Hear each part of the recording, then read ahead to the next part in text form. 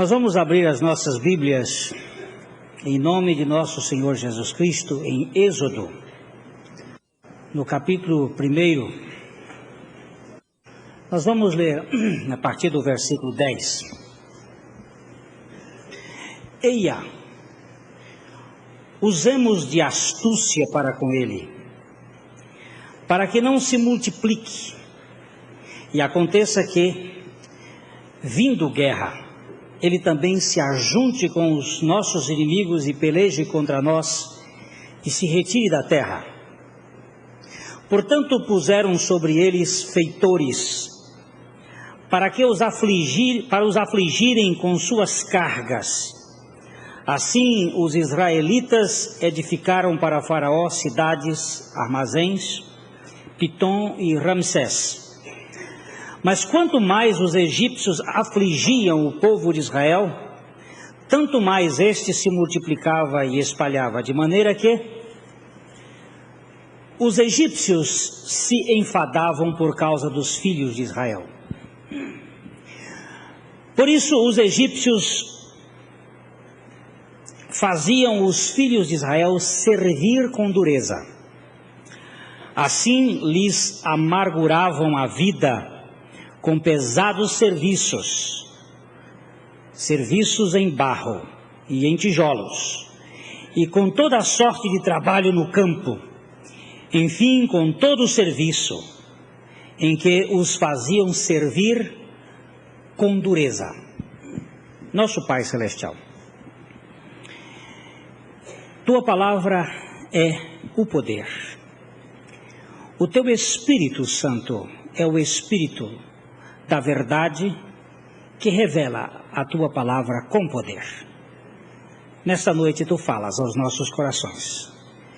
Em nome de Jesus. Amém. Nós temos vivido num mundo em que cada vez mais aumenta o número de pessoas feridas.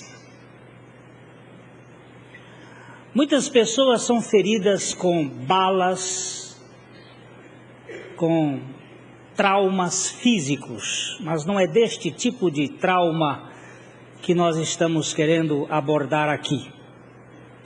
São as feridas do coração. São os arranhões que vêm de dentro da alma. E estas feridas, essas contusões internas, motivam muito tipo de comportamento. Às vezes a gente não sabe por que está agindo desta ou daquela maneira, mas por trás dos nossos sentimentos estão as nossas contusões. Eu gostaria que vocês acompanhassem hoje alguns aspectos que levam pessoas a sofrerem e a fazer outros sofrerem. É uma espécie de rede. Em primeiro plano, nós vamos olhar em Colossenses, no capítulo 3, no verso 19, a palavra de Deus falando sobre este ponto. Maridos, amai as vossas esposas e não as trateis com amargura. O tratamento amargurado é o ninho de onde produz a amargura dos filhos. Às vezes começa num pai com a esposa. Amargura é a coisa que ficou não perdoada. Quando você recebe um esbarrão da vida, alguma pancada, e ninguém tem vacina contra isso, e isto fica lá dentro do nosso coração, aquilo apodrece, e aquilo sai em forma de um ressentimento. Quando um marido amargurado, que normalmente provém de um lar amargurado, trata a sua esposa com amargura, os filhos vão ser criados num ambiente amargurado e vão produzir amargura no coração dos seus pais. Provérbios, no capítulo 17, verso 25, fala deste aspecto de filhos. O filho insensato é tristeza para o pai e amargura para quem o deu à luz. O filho insensato. E este filho insensato normalmente é fruto de um lar insensato. Este lar que não leva as coisas de Deus a sério. Que toma, por exemplo, a prioridade da coisa material em detrimento do espírito do homem. Quando se dá mais valor ao ter do que ao ser. Quando se investe mais no bem-estar da família, do ponto de vista das coisas, do que dos relacionamentos. Normalmente, nós criamos filhos amargurados. Porque o homem pode viver sem camisa, mas não pode viver sem amor, sem relacionamento. E quando esses relacionamentos são trocas na base de negociatas, se você fizer isto, eu vou lhe dar aquilo, normalmente isto vai trazer amargura para os filhos. E esta amargura vai amargurar o coração. Então vira um ciclo vicioso. Pais amargurados amarguram filhos, filhos amargurados vão amargurar os seus filhos, e fica-se dentro deste vício. Nós vamos verificar primeiro quais são as causas da amargura. No livro de Ruth, no capítulo 1, nós vamos ler os versos de 2 a 5, para verificar aqui o que aconteceu com Noemi. Noemi, que significa, o nome Noemi significa ditosa, deleitável, uma pessoa que tem uma vida contente, alegre. De repente ela é apanhada pelas circunstâncias da vida. Vamos verificar aqui dos versos 2 ao verso 5. Este homem se chamava Elimelec e sua mulher Noemi. Os filhos se chamavam Malom e Quilion, efrateus de Belém de Judá. Vieram à terra de Moabe e ficaram ali.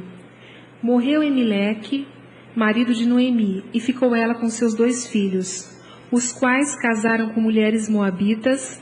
Era o nome de uma Orfa e o outro nome da outra Ruth, e ficaram ali quase 10 anos. Morreram também ambos, Malom e Quilion, ficando assim a mulher desamparada de seus 2 filhos e de seu marido. Você vai ver aí a palavra desamparado. As perdas que levam a pessoa a ficar desamparada. A vida tem estas marcas. Ela saiu de Belém por causa de um problema de fome na época e foi para Moabe com seu marido e seus 2 filhos. Mas quando as coisas, os fatos, roubaram dela a sua segurança tirou o marido com morte e os seus 2 filhos. Se a gente ler a partir do versículo 19, nós vamos ver como esta mulher transformou-se de deleitosa, de feliz, de alegre, em uma pessoa amargurada. Então ambas se foram, até que chegaram a Belém. Sucedeu que ao chegarem ali, toda a cidade se comoveu por causa delas, e as mulheres diziam: não é esta Noemi? Porém ela lhes dizia: não me chameis Noemi, chamai-me Mara, porque grande amargura me tem dado o Todo-Poderoso. Ditosa eu parti, porém o Senhor me fez voltar pobre. Porque, pois, me chamareis Noemi, visto que o Senhor se manifestou contra mim e o Todo-Poderoso me tem afligido? Repara você que quando Noemi foi confrontada com a ideia de que ela saiu feliz, mas a vida havia passado o seu trator sobre ela, ela disse: não me chame de ditosa, pode me chamar de amargurada, de Mara. Eu sou nada mais e nada menos do que uma mulher amarga. Perdi o meu marido, perdi os meus 2 filhos, estou desamparada, sou pobre. E o Todo-Poderoso é o culpado de tudo isso. Você vai ver que uma das características do amargurado é a murmuração. Normalmente, quando uma pessoa vive murmurando, é porque ela guarda um atroz recôndito inimigo como invisível chaga cancerosa. Este atroz recôndito inimigo chama-se amargura. Os indivíduos amargurados são normalmente murmurantes, críticos e maliciosos. A malícia, a murmuração e a crítica é fruto, quase sempre, de um espírito amargurado, que ali dentro, não podendo suportar, tem que fazer da murmuração, da crítica e da malícia a chaminé. Você detecta determinadas doenças pela febre. Coloca-se o termômetro e verifica-se que a temperatura está alta. A gente verifica pela dor que uma pessoa está sentindo, que ela tem alguma inflamação, algum problema. E também pela linguagem. Quando uma pessoa fala, ela está dizendo o que ela é. Quando ela fala murmurante, ela está transmitindo o azedume que está dentro dela. Este azedume não é da circunstância externa, é da condição interna. É uma amargura profunda que está ali dentro. Noemi estava simplesmente refletindo o seu estado de desamparo. E ela se manifestava como uma pessoa realmente dolorida, triste, amargurada. O Todo-Poderoso foi que fez isso comigo e me afligiu a minha alma. Então, as perdas, as grandes perdas, são causa de amargura. Segunda causa, vamos ver outra mulher. Em 1 Samuel, no capítulo 1, no versículo 10. Não, isso aqui não significa que não existam homens amargurados, não. Tem muito homem amargurado. Mas a Bíblia reflete aqui, especialmente porque as mulheres são mais fáceis da gente detectar os sentimentos, porque elas demonstram com mais facilidade. Os homens são mais hipócritas, eles escondem mais do que as mulheres. Normalmente isto é verdade. Levantou-se Ana e, amargurada de alma, orou ao Senhor e chorou abundantemente. Você sabe por que Ana chorou abundantemente? Porque ela era estéril. E havia uma bigamia. O marido dela era casado com outra. As duas eram duas que disputavam naquela ocasião. Havia esta condição de matrimônio.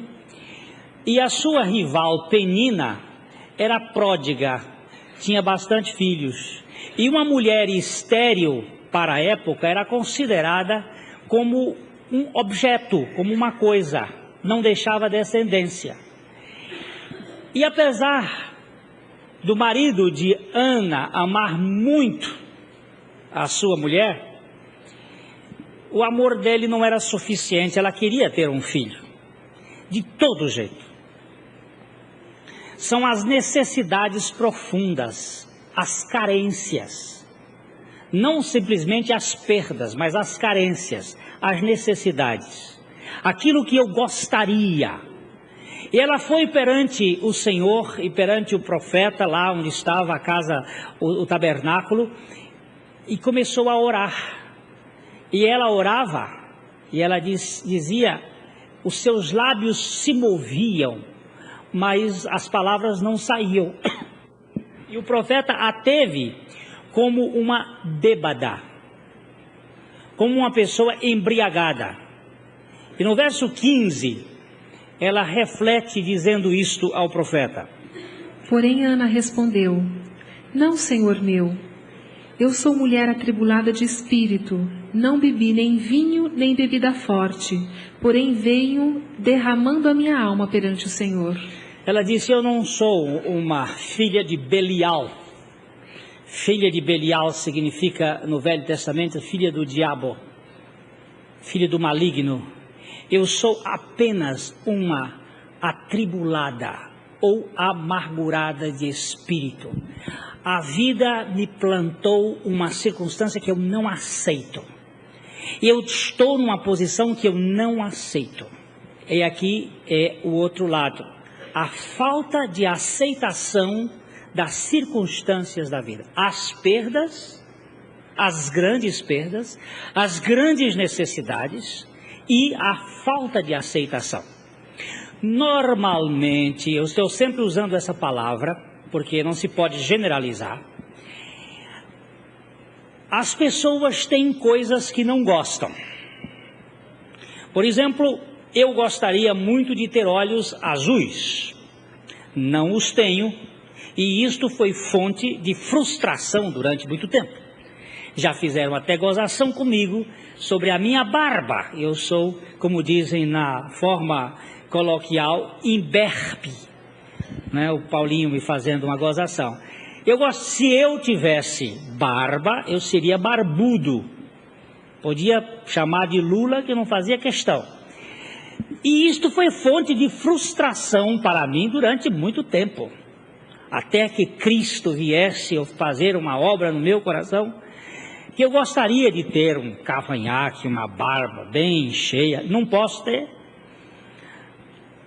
A carência gera amargura. E em última análise, toda amargura é contra Deus. As pessoas que olham-se no espelho e se veem com cicatrizes, com marcas, com falências, com carências, umas porque são pequenas demais, que gostariam de ser grandes, outros porque são grandes demais e gostariam de ser pequenos, porque são gordos demais e queriam ser magros, e às vezes podem, algumas coisas que podem, mas a amargura é tão grande que não permite. É o caso do gordo e do magro. Estes ficam tão amargurados por serem de determinada coisa que não conseguem se vencer isto. Se torna um problema intrínseco, profundo, mas as marcas da vida. Quando uma pessoa vem conversar comigo, normalmente eu faço uma pergunta. Existe alguma coisa em você que você não gosta dela? Que você pudesse mudar, mudaria? E você vai ser sincero, não vamos vai responder claramente. Se existe ou não existe. Normalmente tem. Uma é o nariz, o outro é o queixo, o outro é o cabelo, o outro é não sei o quê, é o seio, que é grande demais, eu não posso operar, o outro. Todo mundo tem. E estas carências, elas constituem feridas psíquicas, frustrações. Eu não estou falando das coisas mutáveis, que às vezes a gente pode mudar. Ana estava amargurada de espírito. Ela queria ter um filho. De todo modo, ela não podia porque era estéril. E ela, frustrada, refletia a sua amargura. Jó, capítulo 7, versículo 11. Por isso não reprimirei a minha boca, falarei na angústia do meu espírito, queixar-me-ei na amargura da minha alma.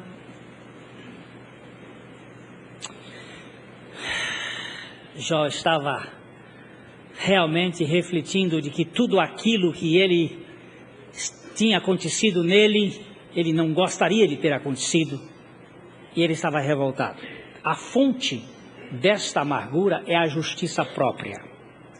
É o sujeito que é muito correto, é muito justão, é muito bom do ponto de vista humano e que acha que o mundo deve tudo a ele. E quando as coisas não acontecem do jeito que ele estabeleceu, pensa, pelos seus méritos, ele fica realmente amargurado. Aquilo produz uma dor profunda, uma angústia e vai refletir em algum lugar. A frustração que nós temos, ela sai. Ou ela sai através de doenças, ou ela sai através de temperamentos agressivos e frustrantes, ou ela sai através de especialização de trabalho. Há muita gente frustrada que, para se compensar da sua amargura, se torna um excelente profissional. Um profissional de primeira, para que ele receba, de algum modo, o elogio, porque ele vive alimentado por alguma coisinha externa que sare ou que alivie a dor da sua amargura. Um elogiozinho, o indivíduo fica cheio, fica inchado. Olha que beleza foi, por exemplo, aquele bolo que você fez. E ela... Aquilo sara um pouquinho a dor. Então se torna especialista, bons profissionais.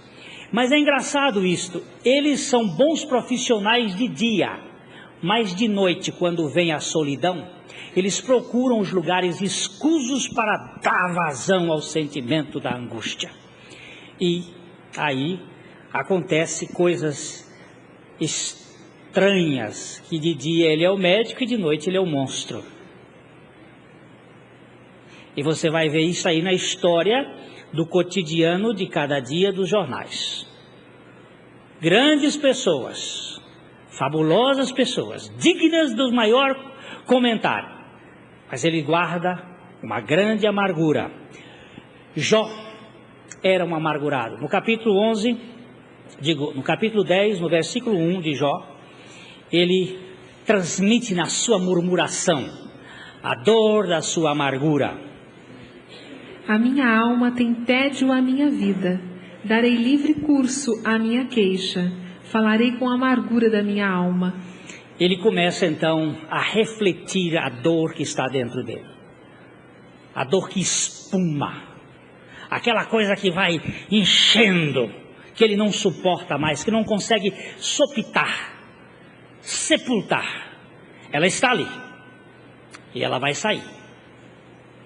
Ele diz, eu vou sair na murmuração, eu vou sair na reclamação. Às vezes a gente tem que ouvir pessoas murmurantes, enquanto ela está dentro da murmuração, há um orgasmo psíquico, há um esvaziamento daquele sentimento de amargura. Aí ele se sente melhor.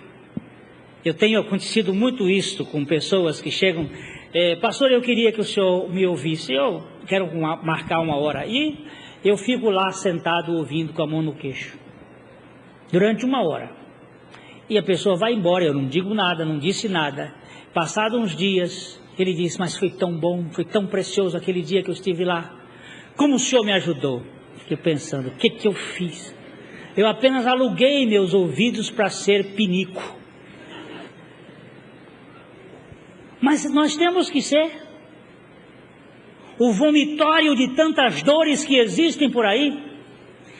Evidentemente que não era no ouvido dos homens que eles deveriam ser tratados, mas sim diante do trono de Deus, porque Deus é que sara, Deus é que é especialista em levar porcaria.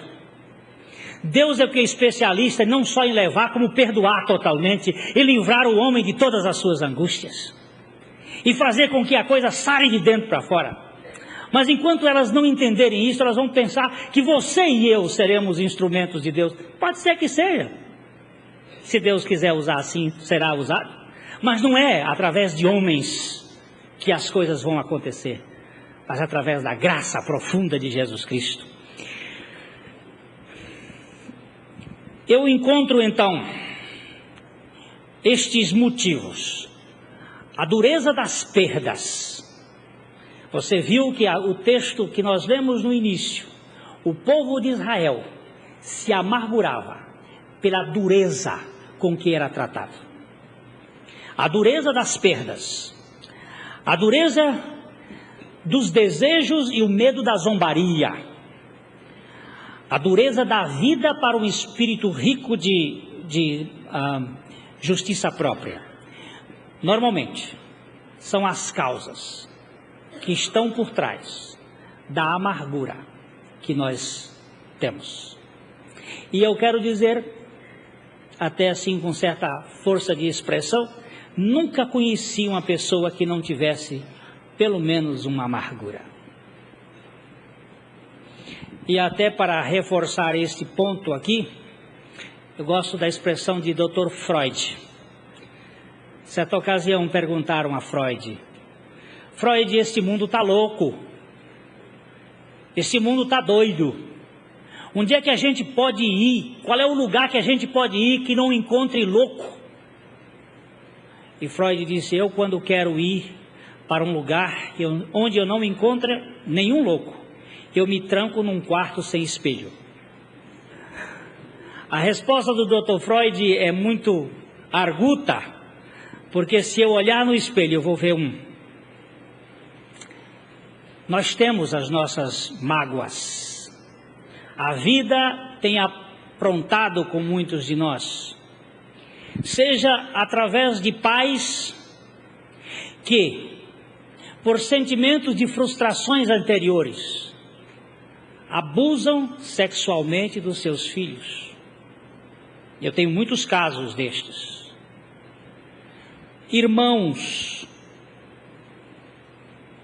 professores, pastores, padres, na sociedade, nos negócios, não só os abusos do ponto de vista do sexo, mas do ponto de vista das perdas, do ponto de vista das ambições, e nós nos tornamos vítimas, enclausuradas debaixo de uma capa de carne e gordura, está muitas vezes vítimas de amargura, doloridas, ressentidas, ressequidas e sofridas, que não conseguem de modo nenhum viver, apenas vegetam, subsistem, não existem, não celebram os momentos da vida, mas se sepultam a cada dia debaixo da sua angústia, da sua amargura. Provérbios 14, 10. O coração conhece a sua própria amargura, e da sua alegria não participará o estranho.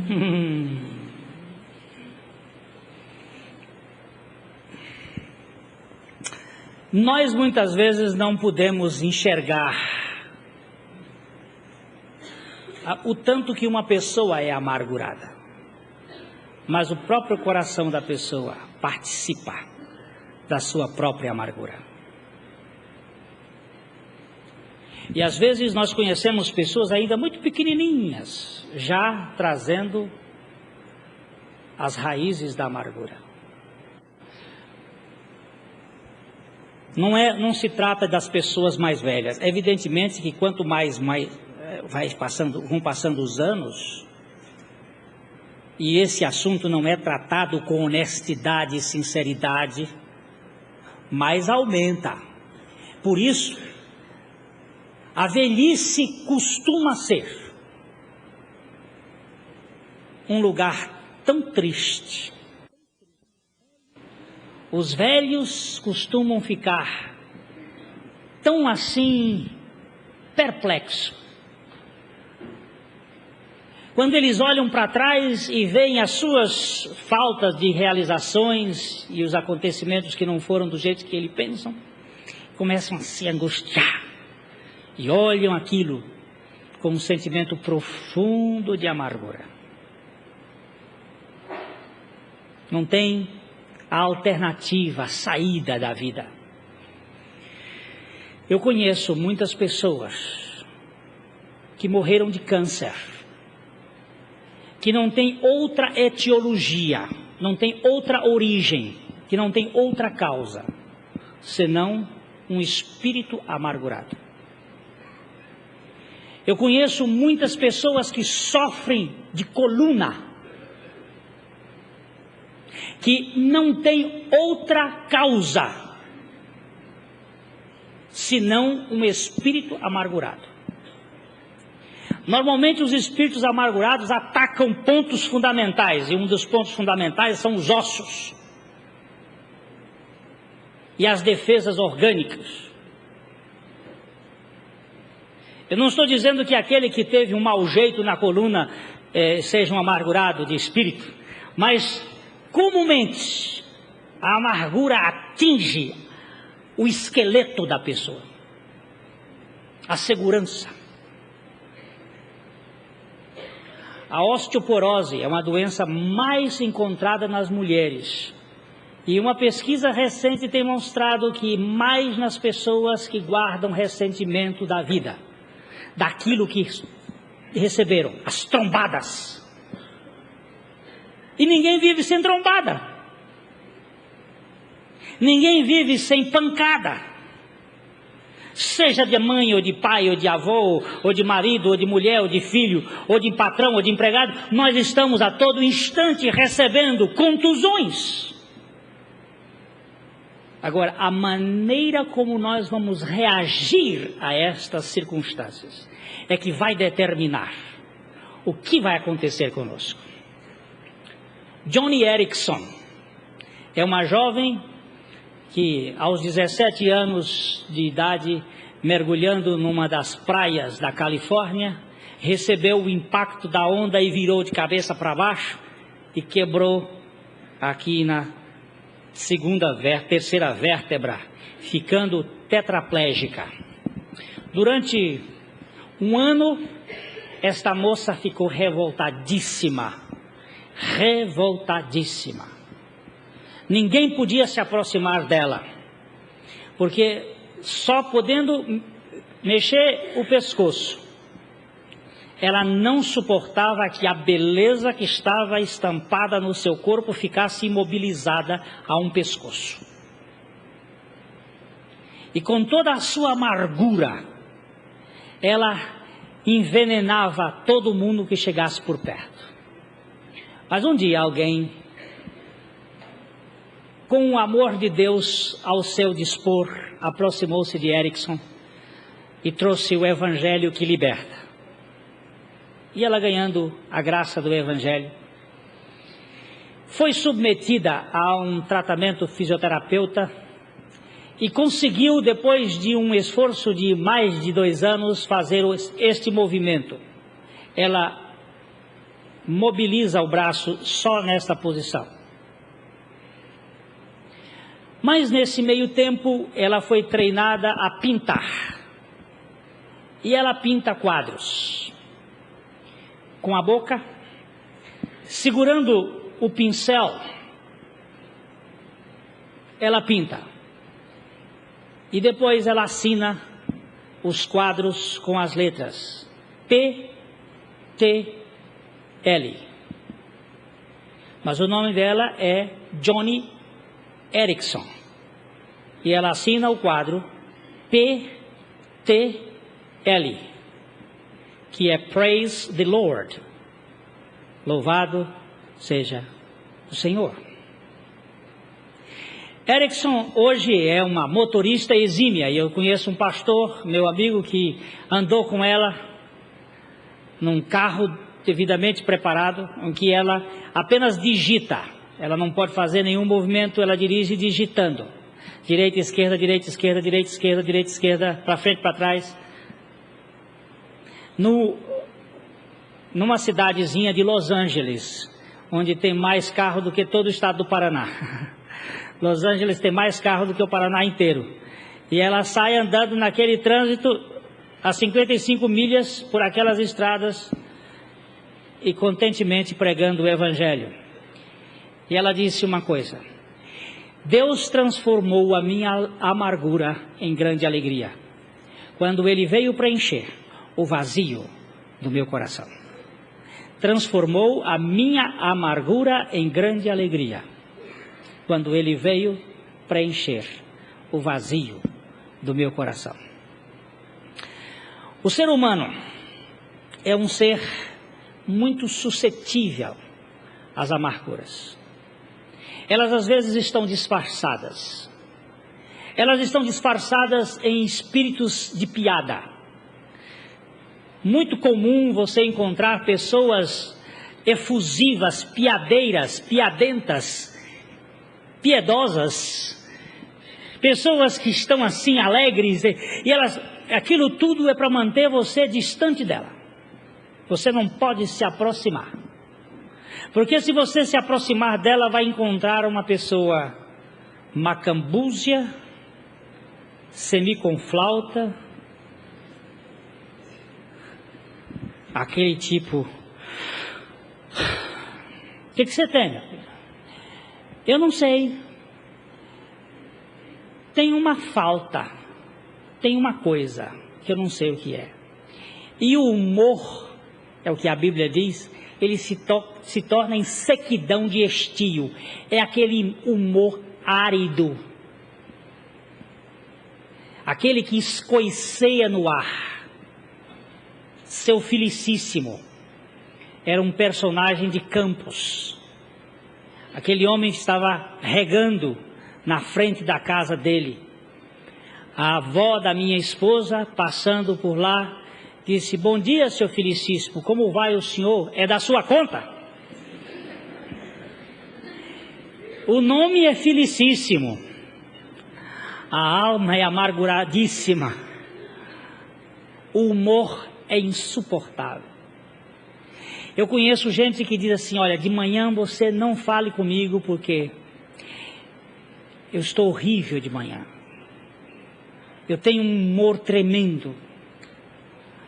Esse humor precisa ser tratado pela graça de Deus para ser liberto desses sentimentos de amargura que estão implantados lá no fundo do coração. Em Hebreus, no capítulo 12, no verso 15, nós encontramos um homem chamado Esaú. Esaú perdeu o seu direito de primogenitura por ser profano, por considerar as coisas espirituais como coisas de só menos importância. E aquele homem vendeu a sua primogenitura por um prato de lentilhas. E depois ele quis recuperar as circunstâncias, mas não pôde mais. Atentando diligentemente, porque ninguém seja faltoso, separando-se da graça de Deus, nem haja alguma raiz de amargura, que brotando vos perturbe, e por meio dela muitos sejam contaminados. Veja a palavra, raiz de amargura. É uma raizinha. Quando a Bíblia diz assim, não se ponha o sol sobre a vossa ira. A Bíblia diz assim, irai-vos e não pequeis. Não se ponha o sol sobre a vossa ira. Ninguém está isento das trombadas injustas da vida, não ter um sentimento de revolta, de ira contra aquela circunstância. Mas entre o ter este sentimento e o deixar que ele passe para o outro dia, sem ser resolvido na noite, antes de chegar o pôr do sol, resolva as suas circunstâncias. Não deixe. Por quê? Porque a barragem de Itaipu foi feita com 1 centímetro inicial e a soma daqueles baldes de concreto, daqueles caminhões de concretos foram sendo colocados uma camada sobre a outra até que se fechou todo aquele paredão e depois aquele desvio foi retornado e o rio batendo ali formou uma parede de energia, acúmulo. É o acúmulo das águas que forma a grande energia motriz de Itaipu, mas também é o acúmulo das iras guardadas que forma o grande acúmulo das amarguras retidas. Aquilo que não é resolvido hoje vai ficando ali. E vai ficando ali e não perdoado. Aquilo forma uma grande camada.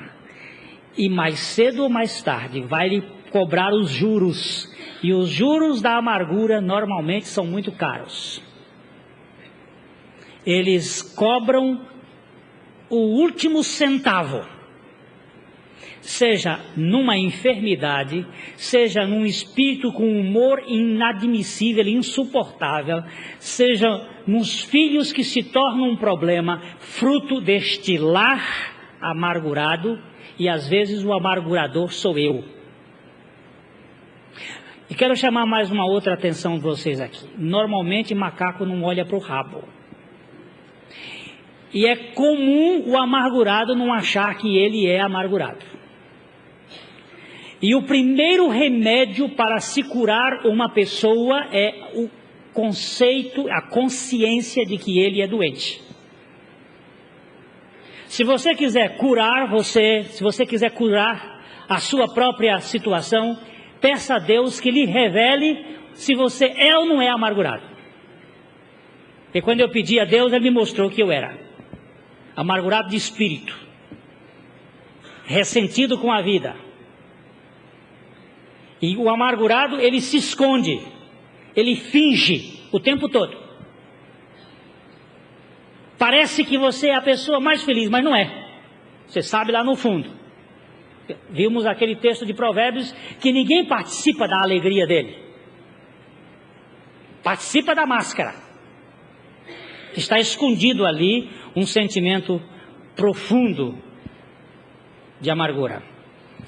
A raiz de amargura é fruto ou é causa de muita contaminação. Diz o texto que nós lemos agora de Hebreus que aquele que está com raiz de amargura contamina a muitos.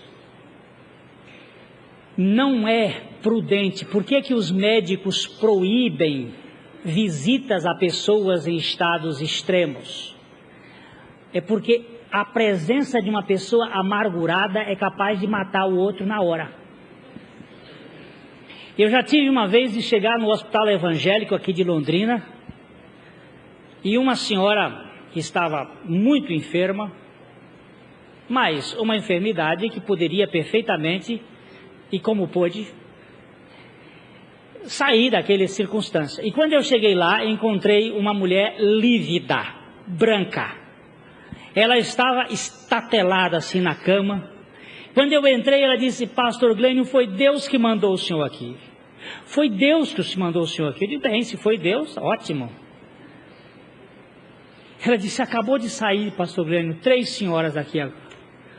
Mas que visita terrível. Que visita angustiante. Pastor, o senhor imagina Uma começou dizendo assim: pois é, eu conheci uma pessoa que morreu dessa doença que você teve. Aí a outra contou, disse: pois eu conheci também, lá não sei aonde, olha, mas ficou num farrapo. Mas isto aí é tripudiar sobre a vida do outro, mas não é não, é a amargura dela que precisa alguém para jogar em cima o ferro e pisar. Você diz assim, a ruindade. Não, é a amargura. É verdade que é ruindade, mas é a amargura. E ele joga em cima assim, e parece que tem um prazer depois de jogar em cima. Se você perguntar, o que eu fiz? O que eu fiz? Eu não sei se vocês conhecem esse tipo, mas eu conheço. Parece que não fez nada, é um anjinho depois. Até voa assim, por cima, mas aquilo mata. Então os médicos põem proibido visitas. A coisa melhor para um doente é visita. Mas de quem é são, de quem é sadio e de quem traz confiabilidade e possibilidade, e não do amargurado. O amargurado não faz isto. Ele simplesmente azeda o ambiente, ele contamina. O amargurado diz, por exemplo, o menino fez uma coisa errada, eu sei que você não vai para lugar nenhum, você não tem jeito para você. Você é assim mesmo. E puxou seu pai. Aí a amargura já dá. E puxou sua mãe. E aí já vai. Que ela não fica lá dentro, ela sai. Ela sai esbofeteando tudo. E aí a pessoa vai se encolhendo.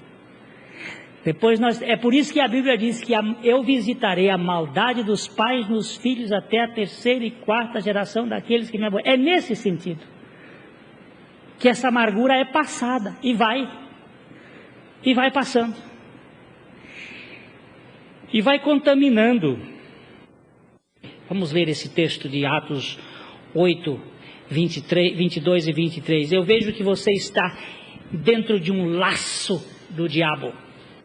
Arrepende-te, pois, da tua alma e roga ao Senhor, talvez que te seja perdoado o intento do coração, pois vejo que estás em fel de amargura e laço de iniquidade. Quer ver como é que é a história? Aquele homem ambicioso queria comprar as coisas de Deus por dinheiro. E Pedro disse: olha, você entrou aqui num campo muito tremendo. E este campo produz um fel de amargura. Esses laços da iniquidade. Amargurados amarguram, e isto traz um estado dolorido no meio daquelas pessoas que estão ao lado. Em Efésios capítulo 4, verso 31. Longe de vós toda a amargura, e cólera, e ira, e gritaria, e blasfêmias, e bem assim toda a malícia. Volta de trás para frente. Malícia produz o quê? Blasfêmias. A malícia é fruto da blasfêmia. A blasfêmia é fruto de quem? Gritaria. Da gritaria. A gritaria é fruto de quem? Ira. Da ira. A ira é fruto de quem? Cólera. Da cólera. A cólera é fruto de quem? Amargura. Amargura. O espírito amargurado, ele normalmente acaba ficando colérico, iracundo. Iracundo depois é? Cólera. Cólera, ira. Gritaria. Você está pensando que essas coisas são vazias? Não, elas têm causa. Elas têm causa. Mas ele começa dizendo: longe de vós. Mas longe como? Se ele está dentro de mim? Como é que isso pode ficar longe? Como é que eu posso arrancar isso de mim? É parecido com aquela pessoa que foi ao dentista e estava com medo do dentista. Doutor, eu não abro minha boca para o senhor fazer tratamento, não há jeito, eu tenho medo de dentista, eu tenho pavor de dentista.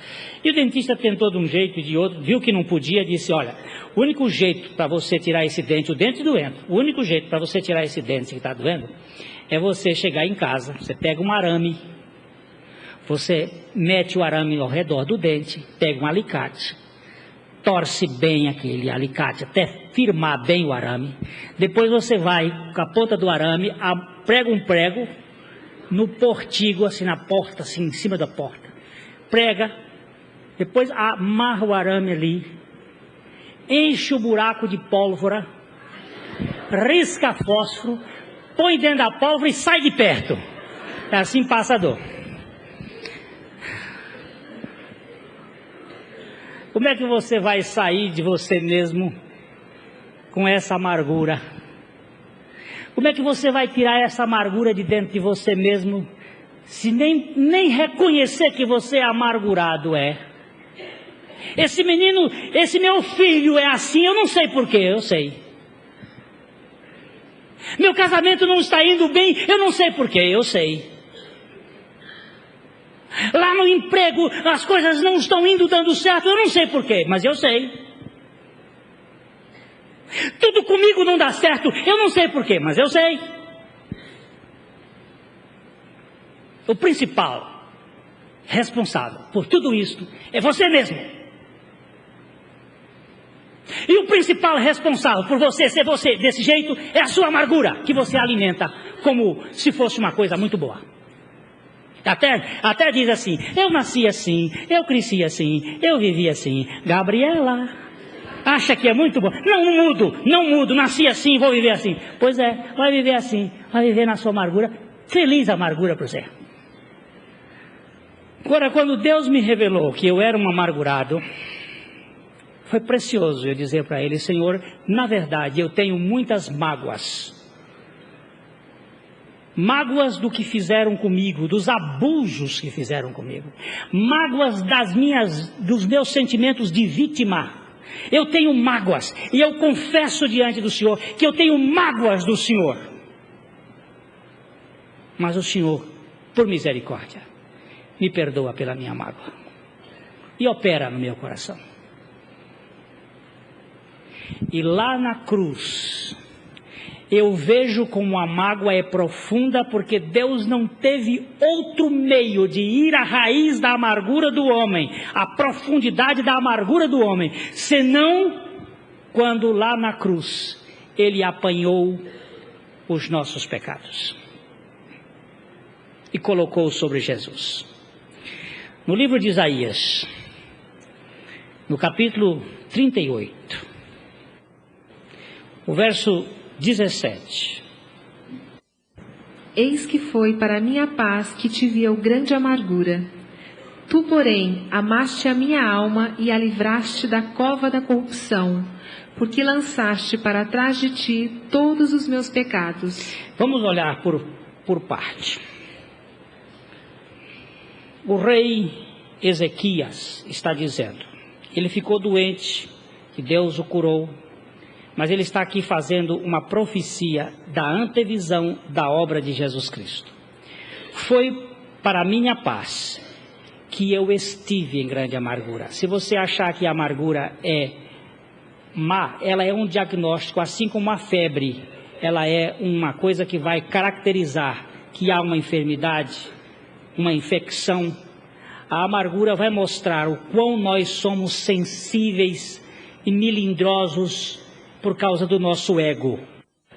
Foi para a minha paz que eu estive em grande amargura. Porém, presta atenção, amando é Deus, amando a minha alma. A livraste da cova da corrupção. Por quê? Porque lançaste para trás de ti todos os meus pecados. Este é um dos textos que explica a expressão de Jesus na cruz. Meu Deus, por que me desamparaste? A palavra me desamparaste é porque me viraste as costas. Por que me destes as costas? Porque Deus precisava jogar para trás de si, para as suas costas, todos os meus pecados. E aonde esses pecados foram cair? Sobre Jesus. Para quê? Para que Jesus levasse sobre si tudo aquilo que causa em nós amargura. Gente, veja bem, é uma expressão que eu gosto dela, que Dr. Langston diz: o sol que endurece o barro, amolece a cera. É o mesmo sol. O sofrimento que em algumas pessoas traz amargura, em outros traz alegria, ou desenvolve o projeto da alegria. No livro To Be Glad, Dr. Warren Wiersbe tem uma história que para mim ela marcou profundamente. Dr. Wiersbe sofreu um acidente onde ele foi polifraturado.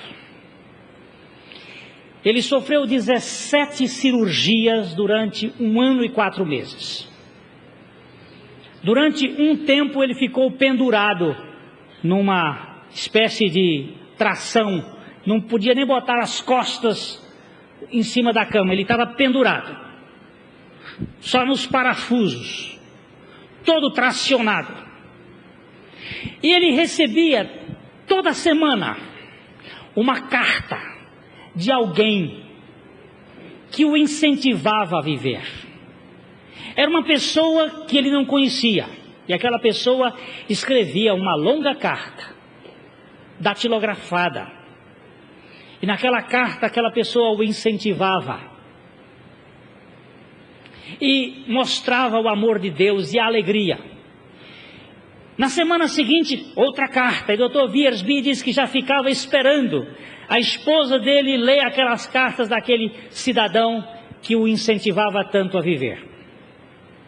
Quando ele ficou bom, ele disse: meu bem, vamos visitar aquele homem que durante aquele ano e tanto me escreveu cartas.